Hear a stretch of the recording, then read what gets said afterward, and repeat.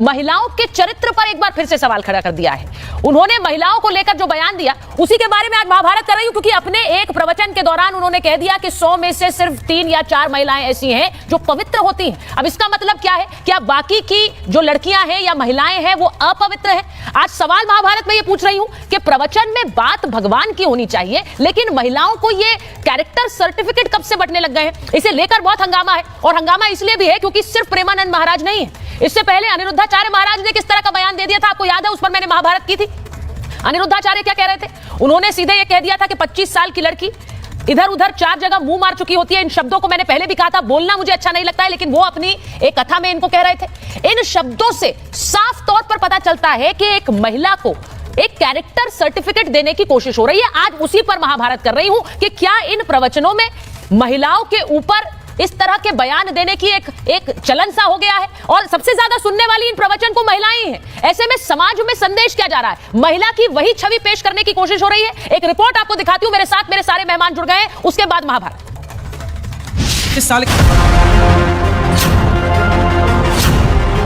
अब 25 साल की लड़की 4 जगह वो मुंह मार चुकी होती है।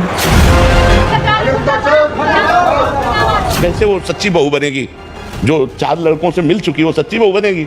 इन दिनों वृंदावन के संतों को ना जाने क्या हो गया है। वो लगातार अपने बयानों से चर्चाओं में रह रहे हैं। अभी हाल में अनिरुद्धाचार्य के बयान से महिलाओं में आक्रोश पैदा हुआ था। महिला आयोग को इस मामले में स्वतः संज्ञान लेना पड़ा था। अब संत प्रेमानंद महाराज का बयान सुर्खियों में है। उन्होंने भी अनिरुद्धाचार्य से मिलता जुलता बयान दे दिया है। ये लिव इन रिलेशन क्या है? गंदगी का खजाना। आजकल बच्चों और बच्चियों के चरित्र पवित्र नहीं है, तो अच्छे कैसे आएंगे? 100 में कोई 2-4 कन्याएं ऐसी होंगी जो अपना पवित्र जीवन रखकर किसी पुरुष को समर्पित होती होंगी। कैसे वो सच्ची बहू बनेगी? जो 4 लड़कों से मिल चुकी वो सच्ची बहू बनेगी? जो 4 लड़कियों से मिल चुका वो सच्चा पति बन पाएगा?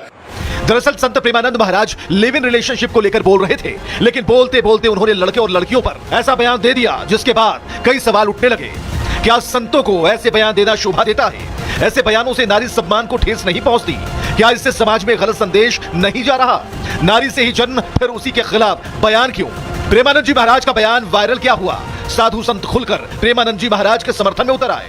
प्रेमानंद जी महाराज जी ने जो भी लड़कियों के विषय में उन्होंने कहा है वह पूर्ण सत्य है। आज की समाज में लाखों से लड़कियां संपर्क रही हैं कर, जिनके चरित्र पर दाग लग रहा है। प्रेमानंद महाराज या अनिरुद्धाचार्य महाराज जी ने जो कहा है सबके लिए नहीं कहा, कुछ लड़कियों के लिए कहा है, और बिल्कुल मैं समर्थन करता हूं कि उन्होंने सत्य कहा है, इसमें जरा सा संदेह नहीं है। और संतों के वक्तव्य को लेकर इस तरह से ना उछाला जाए, क्योंकि वह संत जो है ब्रह्मचर्य का पालन करना सिखाते हैं। तो वहीं सियासी गलियारों में भी हलचल तेज है। यूपी सरकार के मंत्री संजय निषाद ने प्रेमानंद जी महाराज के बयान पर आपत्ति जताया है। तो आज महिलाओं को जहाँ पूजनीय और उनको अवसर प्रदान कर रहा है, वहाँ अपमानित का जगह नहीं है। धर्माचार्यों को धर्म के प्रचार के अलावा किसी के ऊपर टीका टिप्पणी से बचना चाहिए। नारी शक्ति से सर स्वामी जी लोगों को माफी भी मांगना चाहिए। निश्चित रूप से इस पर उनको आना चाहिए और अपनी गलतियों को सुधारने का वक्तव्य देना चाहिए। वृंदावन के संत लगातार विवादित बयानों की वजह से सुर्खियों में हैं। हाल ही में अनिरुद्धाचार्य ने कुछ ऐसा कह दिया था, इसके बाद बवाल मच गया था। यही नहीं, आज भी अनिरुद्धाचार्य के महिलाओं पर दिए गए अलग अलग बयान वायरल हो रहे हैं। अब 25 साल की लड़की 4 जगह वो मुंह मार चुकी होती है, सब नहीं पर बहुत। और वो 25 साल की जब तक आती है तो पूरी जवान होके आती है। जब जवान होके आएगी तो स्वाभाविक है कि वो अपनी जवानी कहीं ना कहीं तो वो उसकी जवानी फिसल जाएगी या जाएगी। कथावाचक अनिरुद्धाचार्य के बयान से महिलाओं में आक्रोश पैदा हो गया था। लड़कियों और महिलाओं ने उन्हें आड़े हाथ लिया था। आपसे पूछूं कि लड़कों के लिए अगर हम सेम यही क्वेश्चन पूछ लें तो आप क्या जवाब दोगे?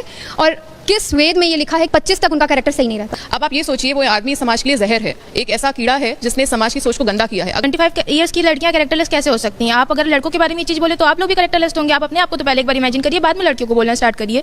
जो सामाजिक और धार्मिक वक्ता हैं उनको अपनी जो वर्ड्स हैं बहुत रिस्पॉन्सिबली यूज करने चाहिए, और उन्हें ऐसे समाज में स्टेटमेंट्स देने से पहले सोचना चाहिए। अभी कथावाचक अनिरुद्धाचार्य